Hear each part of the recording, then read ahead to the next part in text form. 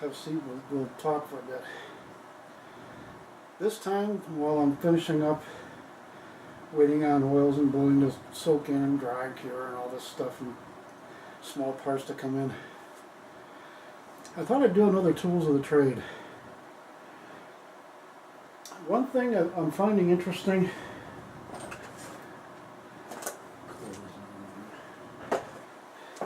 is very small boxes. They ship your Airgun supplies to you from Amazon or Pyramid Air or whoever. And I took this Amazon box here and cut the flaps off, covered it with some black Gorilla duct tape, and the way the webbing is woven into it or however they make it, it kind of looks like carbon fiber.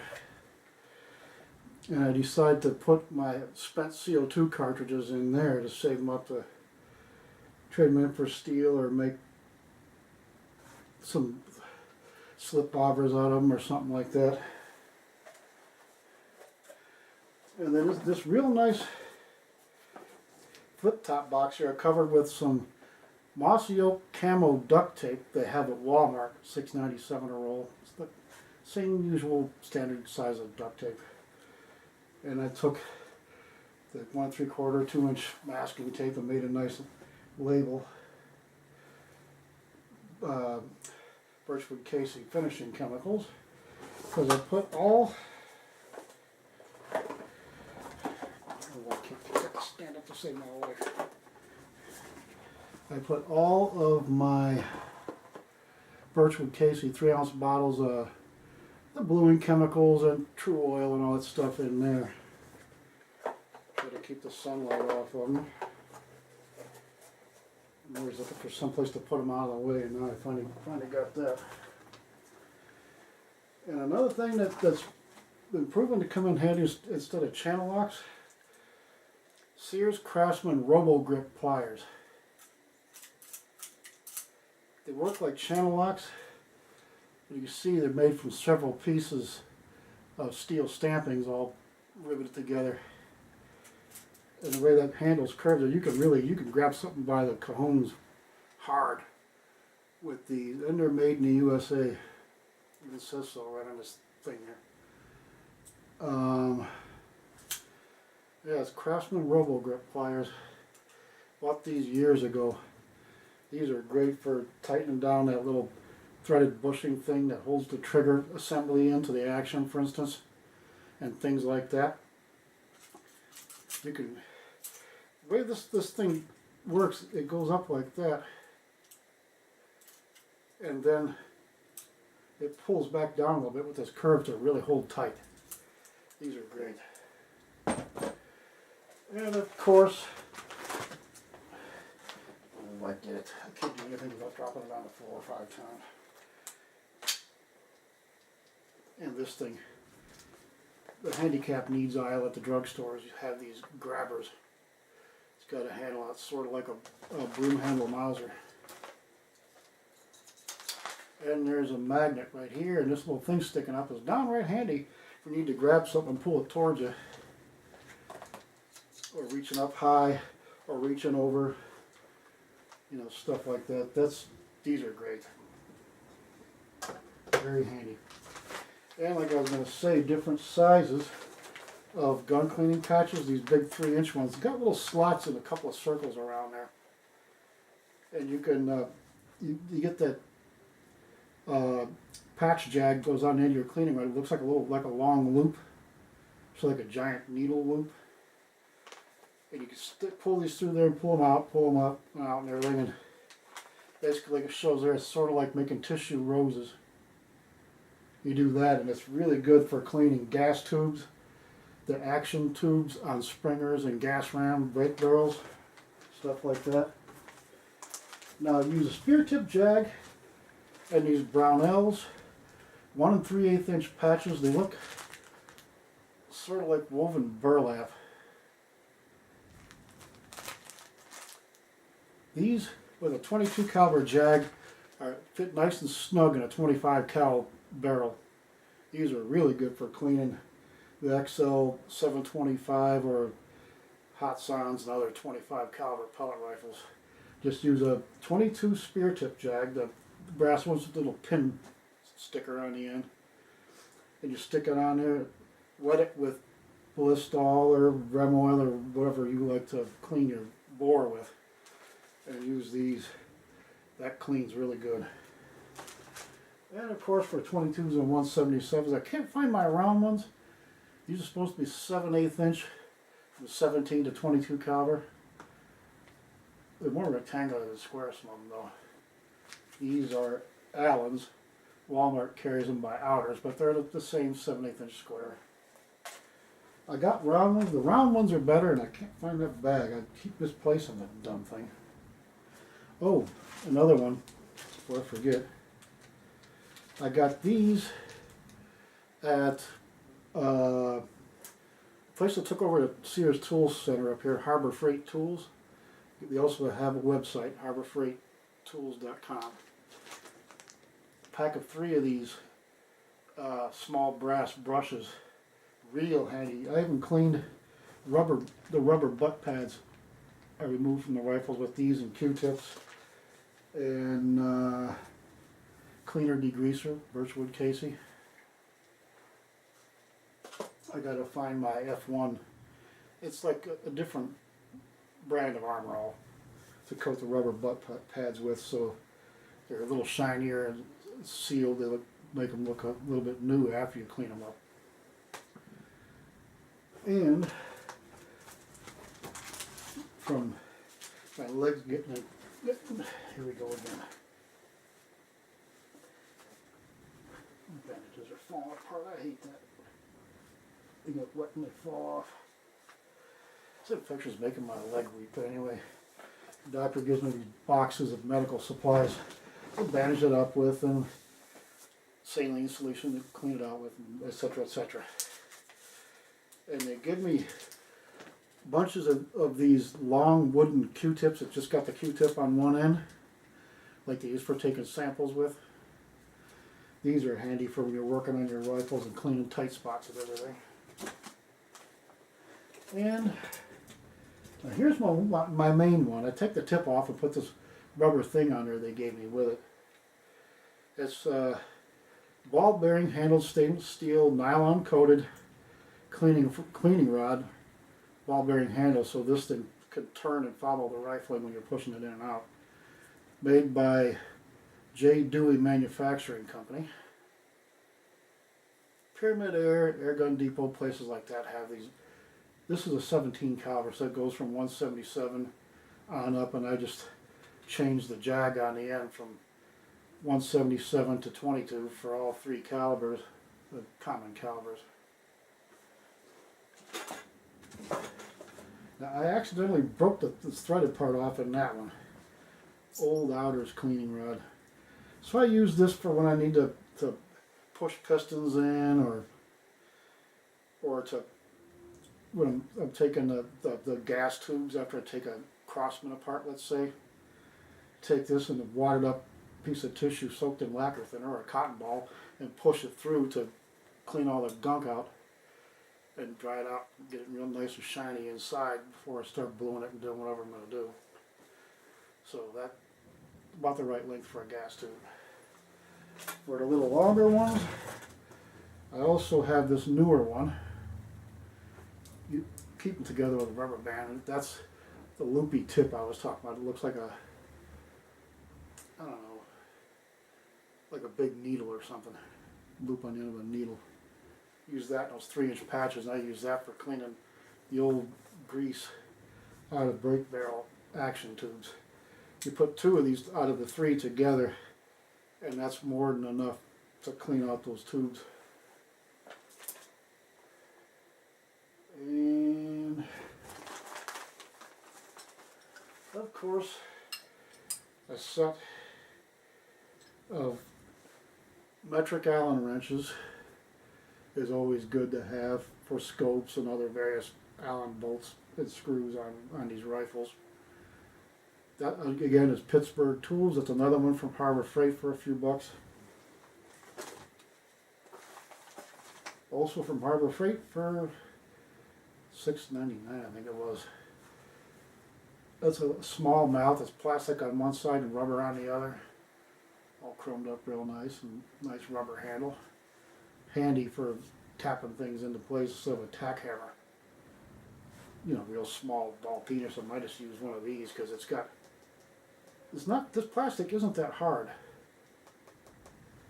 And rubber's not that soft, conversely, but yeah, these are good for tapping things into place, and or when I'm using these, which I got from Home Depot for 13 bucks and change.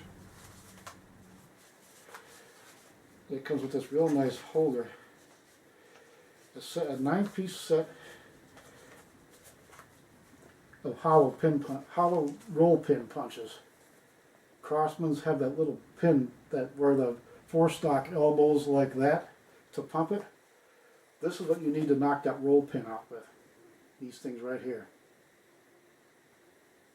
That was after I got the discount from Honey. I got these from Harbor Freight. I mean, it was just a hair over 13 bucks at Home Depot. And you can see it's knurled, and right there on the end of the handle, it's got the size marked on it. And it's got like a hemispherical shape on the end in the center, so it leaves a little flat collar there.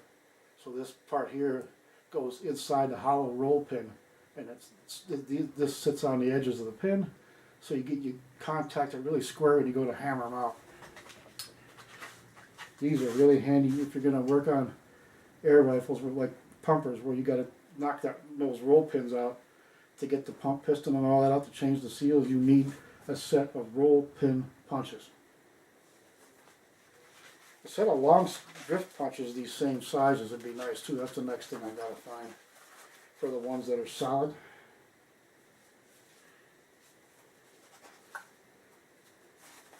So that tool for every occasion.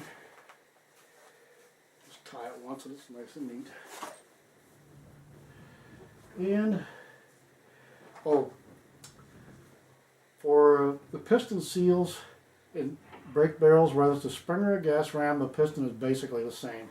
And that seal that goes on the end, it's got this thing on Benjamin's and Crossman's, this machine in the piston. It's a round thing that's shaped like that, like a cone, inverted cone.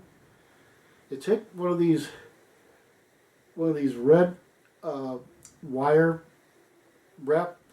ties, or you stick the wires in there and turn it, and it puts them together. And it's got a collar here you have to grind off with a Dremel or a file or a piece of sandpaper or something, which I did. And you smear a little silicone oil on there. I'll show you in a minute. And you put that piston seal over top of this thing, and you can at least tap it over that cone on one side, and then stick your thumb over it, and you can take a screwdriver and stretch it over that cone to get the new piston on the seal on the end of the piston. So this thing here, with the collar ground off, in the red, they're color coded. The red one works.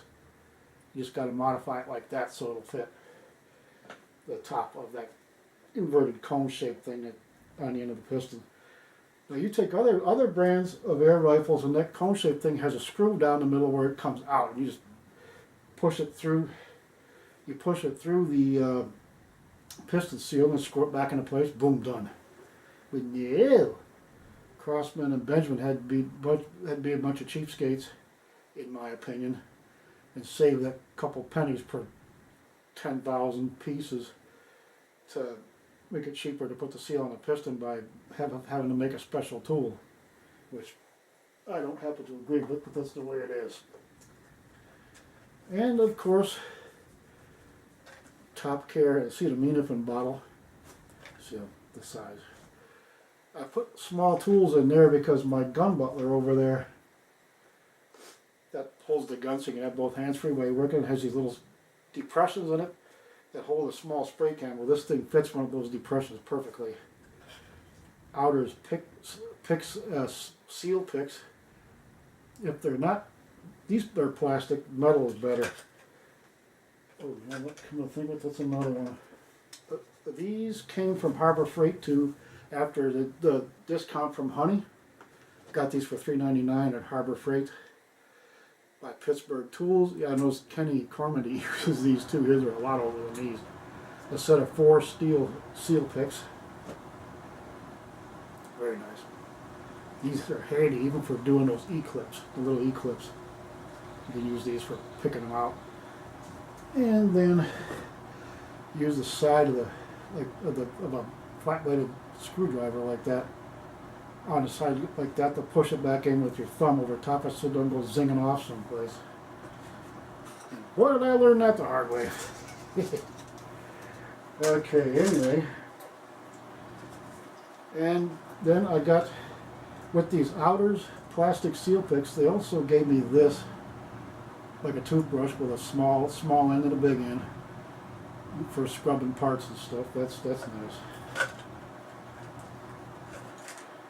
And from Birchwood Casey Bluing Kit, they give you a few of these. I have one I use with a cleaner or something. I clean them up and save them. You could buy those swab things in a pack. There's like a dozen of them in there, I think. 8 or 12, I forget. And then I've got these things, AC Delco. There's a Phillips one and a flat blade one for small screws. And they both got a really handy magnet on the end there. What, 4 inches long, 4.5. Really handy. Those magnets have saved my butt more than a dozen times. But anyway, yeah, this goes in that little round depression on one end of the gun butler. Some Rem oil, Pelgan oil, all that goes in the other one. So they're right there where you can grab them. And speaking of Rem oil, I got the little tall skinny pump spray bottle, and that pump keeps sticking downward and it shoots a stream rather than a mist. So you're wasting more oil than you're using, trying to get it on a little patch, trying to soak the patch when you got it on the end of the spear tip jag or something to clean your rifle bore, you know. And somebody took the little cap off this one, so I took the lid off the old can at least. Oh, okay, yeah, that works. I like this Rem oil spray because it shoots a mist. One or two spritzes, and it's easier to hit your cleaning patches and whatnot. This stuff is real good with that Teflon lubricant in there to soak your gun stock with. That when you watch the NPXL 1100 rebuild part 3 coming up, you'll see.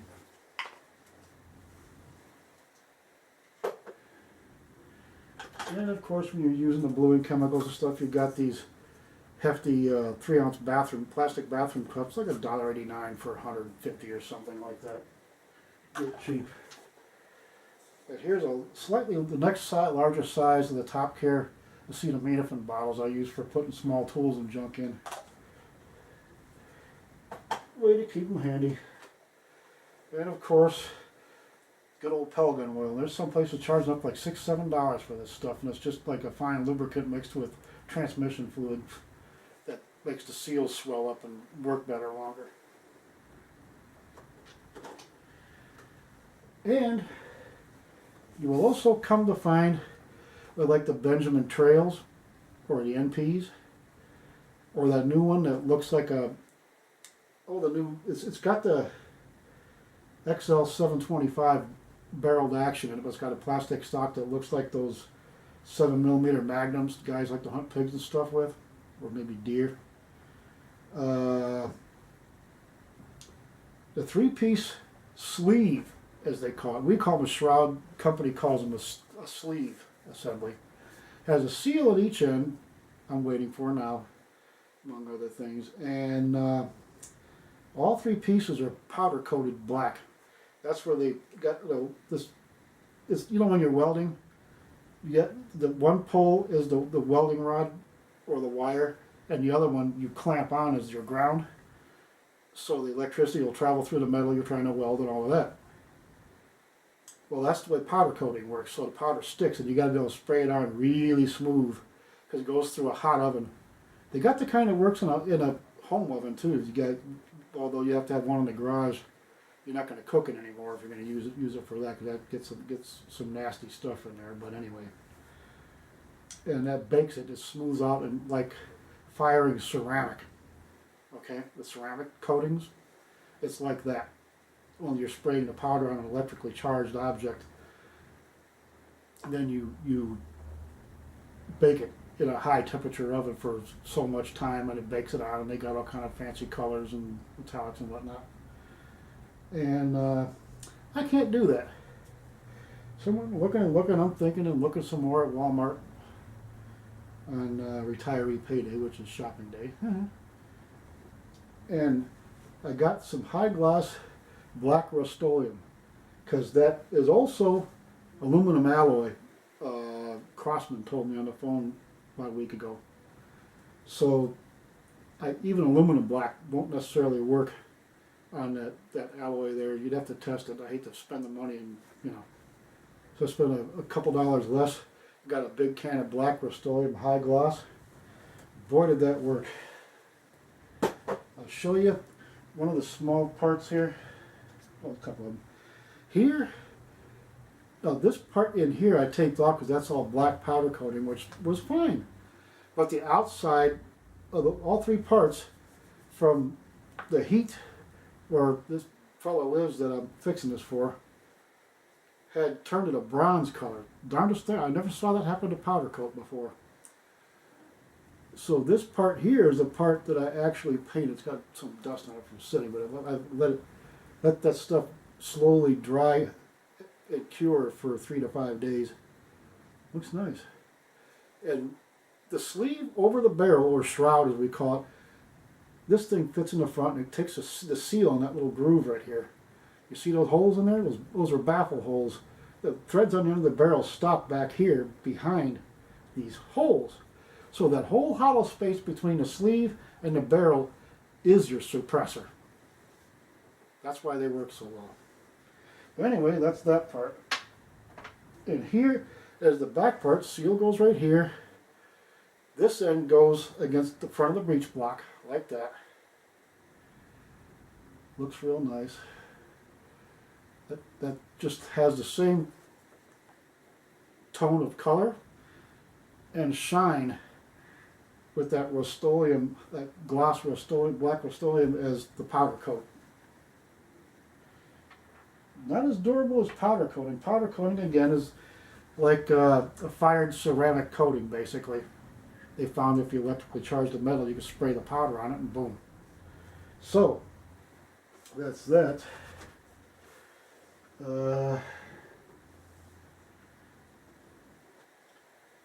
Oh, another things I used on these boxes, here's the Gorilla brand of black duct tape. It sort of looks like, well, it's got that weave pattern on there. It looks like carbon fiber. That's why I like using this stuff. That's kind of neat. And here is, this is made by Alan, who made these cleaning patches here. Made this mossy oak infinity duct tape that they have at Walmart. Big thick roll about like that for $6.97. And I used this in the Pip My Walker project. And there was still plenty left for other things, as you see. And Scotch masking tape, and these two sizes, a 3/4, and I think it's the other bigger one's 1 3/4.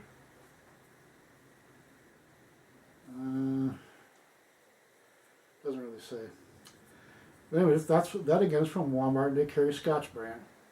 Good brand. I like that. I haven't fixed my glasses with this one. Put things together temporarily, masking off the sleeve parts so when I paint them and things like that. They got the blue tape, and that'd probably be better yet. I don't know, but this stuff has so many uses with these two different duct tapes here. I just use that. And As I said, I got the gun butler over there. Gamma has one now, but the gun, I think the gun butler's made better, personally. Gamma entices you to buy their cheaper version because it's got a bunch of gun cleaning stuff put inside of it already. So, I guess that's about it for now. And I got, there's all kind of different manufacturers make those nitrile gloves, like surgeon's gloves are used for when you're working on the car or painting, or I use those when I'm working on the guns to keep my hands clean, especially when I'm working with the bluing or the chemicals or the true oil or something like that. Oh, another one I forgot is baby wipe containers. Just to give it some scale. These baby wipe containers are really handy for, like over there on the shelf I've got 3 of them. I separate all 3 calibers of my pellet tins into 177, 22, 25. And this one, I put in my little cart over there with all my stains and big bottles of bluing and all that junk to put small parts in. I obviously can't use that part anymore. We don't worry about that. Got all my gas valves and seals and assembly parts and even stuff for my muzzle loader right there I'm working on. I put all the small parts in there, whether they be transient parts where I'm working on something, restoring one, or extra parts. And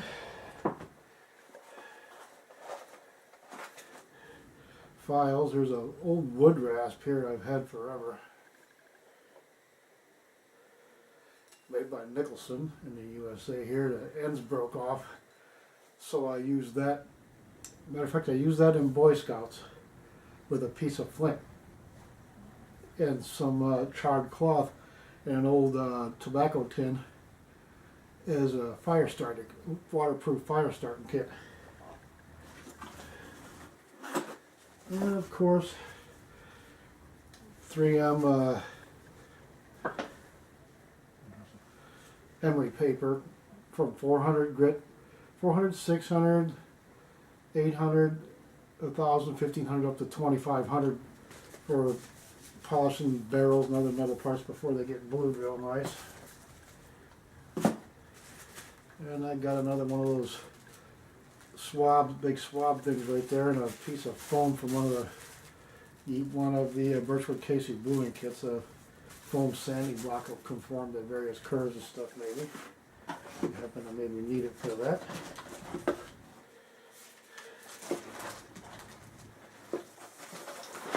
All of it down. Ooh. And 3 very handy old Craftsman chrome edge files. I've had these forever. 6-inch mill file. That's a real good one for general metal shaping. Rat tail file and a 3-corner chainsaw file. It was 3-corner file we call it mostly.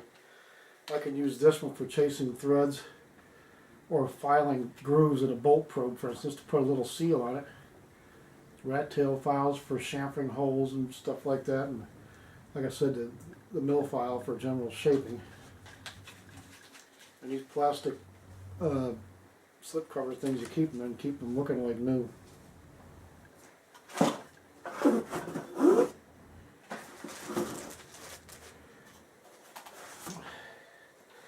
And I got some parts from my old 760D and these Ziploc bags about the size of a sandwich are really good for keeping small parts in, so you don't lose them. Small parts, when these things are really small, can get lost very easily. Okay, and here, matter of fact, I want to show you before, is 30 weight silicone oil. I don't know if you can see there. It's kind of thick like 30 weight motor oil, but it's clear silicone. This silicone lube is great. This stuff is really slippery, so don't put this in your trigger mechanism. Little light dab of Molly paste on the sears maybe. But don't put this in your trigger bag. I use this.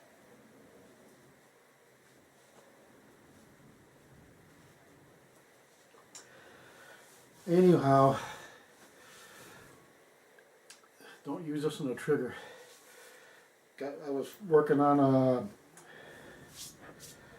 177 caliber CO2 rifle, Umarex Fusion, and some of it got down the trigger, and the thing wouldn't work. So he wiped it back out again. So, a little word of the wise there.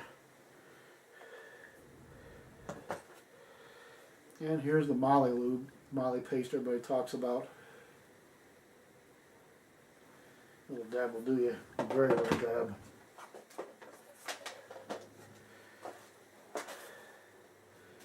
And this styrofoam stuff they use for packing your gun and pistols in or whatever. Other various things you buy to shoot them. It makes a really good sanding block. And this Umarex Airgun cleaning kit, 177 and 22. Nice little case.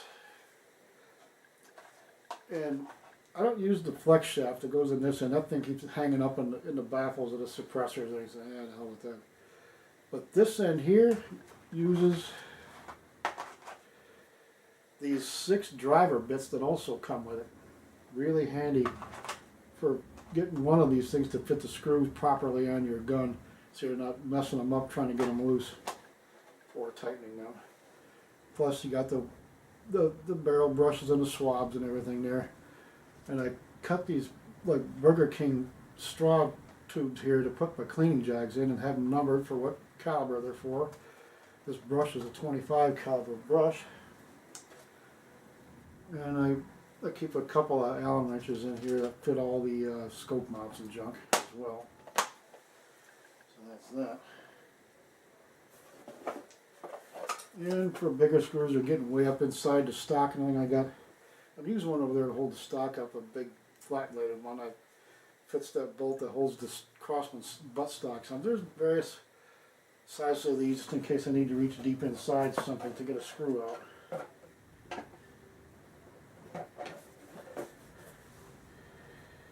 And I guess that was the other stuff I wanted to show you. And some of these bigger Ziploc bags can hold a lot of parts, like the parts of my 760D is in this one. Except for the small stuff I keep in a smaller Ziploc bag. And I guess that's it for this time. So, good Lord willing, the creeks don't rise. We'll see you again.